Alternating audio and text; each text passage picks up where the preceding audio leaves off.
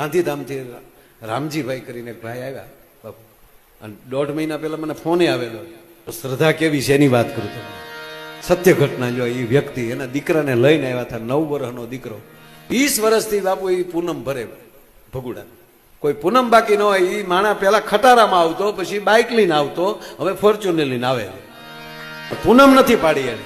આ નરું સત્ય. અને આ દીકરો પણ માતાજીની કૃપાથી. અને બાપુ બન્યું એવું, એ દીકરો 1.5 મહિના પહેલા આ જે બાળકોની બીમારી આવી, કંઈક લાગી ગઈ અને છોકરાને ચક્કર આવ્યા, પડી ગયો, હોસ્પિટલ લઈ ગયા ભુજની. ડોક્ટરે ડેટ જાહેર કર્યો. એકનો એક દીકરો સાહેબ બીજા ડોક્ટર પાસે લઈ ગયા, જોયું કે ના, 3 ડોક્ટર બદલ્યા એ લોકો. પછી તો ત્રીજી જગ્યાએ કહી દીધું.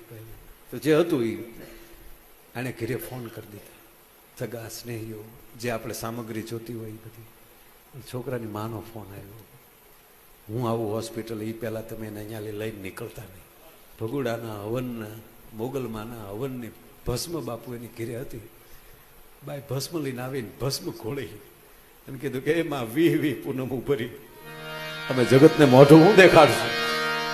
એમ કરીને જે દીકરાએ 1.5 કલાક પહેલા સાહેબ દેહ છોડી દીધો હતો, એના મોઢામાં ભસ્મ મૂકી દીકરો બેઠો થયો.